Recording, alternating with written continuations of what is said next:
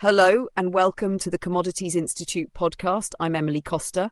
Today is February 12th, 2026, and as always, we're taking a deliberate, thoughtful look at the forces shaping global commodities markets. Let's begin with a story that could redefine energy geopolitics in the Western Hemisphere. This week, the United States made its highest-level energy policy visit to Venezuela in nearly 3 decades. US Energy Secretary Chris Wright traveled to Caracas and made it clear Washington wants American companies back at the heart of Venezuela's oil, gas, and power sectors. Venezuela is currently producing around 1 million barrels of crude oil per day. Wright suggested that production could increase dramatically this year if US investment and technical support accelerate. Now, pause for a moment and consider the scale of that ambition. Venezuela holds some of the largest proven oil reserves in the world, yet decades of underinvestment, sanctions, and operational decline have left its infrastructure battered. The US is now signaling that it sees both an opportunity and a strategic imperative, not only to revive Venezuelan production, but to do so in a way that sidelines what Washington calls damaging deals with Chinese enterprises. This is more than commercial competition, it is geopolitical positioning.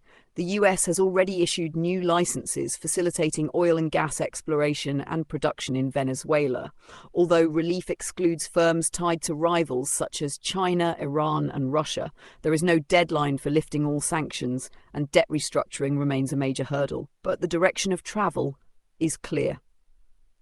This diplomatic push comes at a moment when OPEC is projecting a delicate balance in the global oil market. According to its latest report, demand for OPEC plus crude in the second quarter is expected to average 42.2 million barrels per day, down slightly from the first quarter. If production remains at January levels, the market could face a surplus of roughly 250,000 barrels per day in the second quarter. That is not a massive glut, but it is enough to influence policy decisions. 8 OPEC Plus members are set to meet on March 1st to determine whether they resume output increases in April. Over the full year, however, OPEC's own data suggests demand will outstrip supply, pointing to a deficit of around 550,000 barrels per day compared with January production levels. The International Energy Agency sees it differently, forecasting a far larger global surplus this year. So we have a divergence in outlook. That tension between cautious OPEC optimism and more bearish external forecasts will likely shape price volatility through the first half of the year. Meanwhile, in North Africa, Libya has made a significant move of its own. In its first licensing round since 2007, the country awarded exploration blocks to Chevron, Eni, Qatar Energy, Repsol and others. Libya is targeting production capacity of 2 million barrels per day, up from roughly 1.4 million today. This signals renewed investor interest despite Libya's ongoing political divisions. The government is attempting to modernize contract terms and make them more investor-friendly. For Europe in particular, Libyan gas could become increasingly important as the continent continues to reduce reliance on Russian supplies. Speaking of Europe, let's shift to carbon and power, because energy costs remain a defining economic challenge. This week, hundreds of chief executives from companies like BASF and ArcelorMittal urged European Union leaders to act urgently to reduce industrial energy prices. For heavy industry, electricity costs in Europe are more than double those in the United States and China. Even though wholesale energy prices have eased somewhat, national taxes and grid constraints are keeping bills high. Electricity taxes for industry are reportedly 15 times higher than those on gas. Some executives are now openly discussing regulated prices for industry to ensure stability. The underlying issue is structural. Europe's electricity market design often sets prices based on the last unit of power needed to meet demand, frequently natural gas. That leaves industrial consumers exposed to volatile gas prices. Reforming this system would require deep political consensus, and so far that consensus has been elusive. Now let's move into metals, where 2 very different stories are unfolding. First, the Chicago Mercantile Exchange is exploring the launch of what could be the world's first futures contract for rare earth elements, specifically a combined contract for neodymium and praseodymium.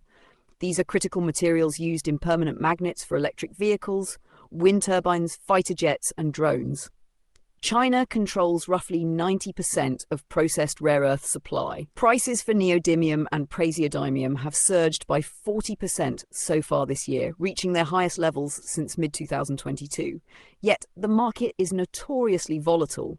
Prices fell by 50% during the 15 months leading to May 2023.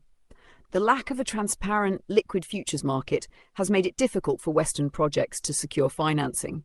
Banks struggle to forecast revenues without hedging tools.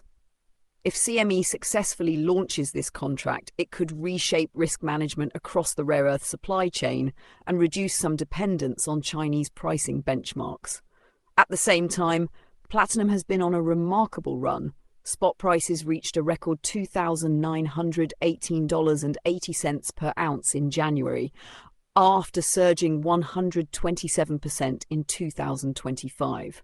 Mining companies are enjoying soaring profits. Some are forecasting earnings increases of more than 100%, even nearly 400% in certain cases. And yet, here is the fascinating part, they are not rushing into new projects.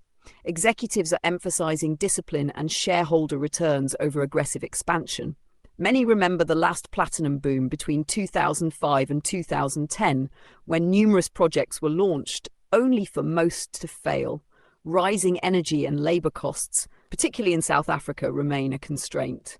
All-in sustaining costs for primary platinum production are projected to exceed $1,000 next year. In other words, high prices alone are not enough. Companies want sustained, stable price environments before committing billions to greenfield development. Let's turn now to agriculture, where trade policy is once again rippling through markets. In India, corn and soybean prices have fallen sharply after New Delhi agreed to duty-free imports of US soy oil and distillers' dried grains with solubles, a protein-rich animal feed derived from corn ethanol production. Since the announcement, soybean prices have dropped 10% and corn prices 4%.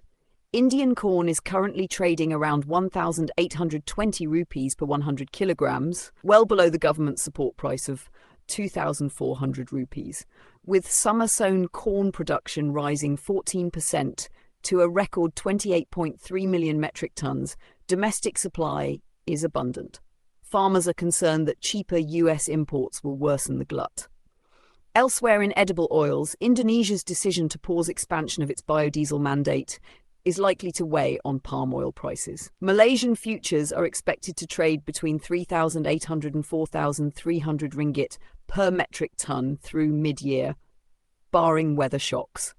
Output in Indonesia is projected at 48.8 million metric tons this year, while Malaysia's production may decline slightly.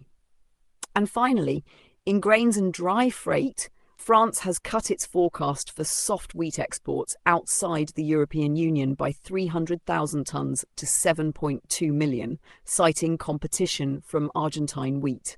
Meanwhile, Ukraine expects to complete its corn harvest in March, forecasting production of around 30 million metric tonnes, though some quality deterioration is likely due to delayed harvesting. Taken together, these developments underscore the interconnectedness of trade, policy and production. Energy diplomacy influences oil flows. Industrial policy shapes metals markets. Trade agreements ripple through farm prices. And geopolitical competition increasingly defines supply chains. As we close today, it is worth reflecting on the common thread. Whether it is Venezuela's oil fields, Europe's power grids, platinum mines in southern Africa, or rare earth processing capacity, commodities are no longer just about supply and demand. They are about strategic alignment, resilience, and long-term positioning. That is what makes this moment so compelling and so consequential. Thank you for spending your time with me today. If you found this episode valuable, be sure to subscribe, share, and leave a review. I'm Emily Costa, and this has been the Commodities Institute podcast. I'll see you next time.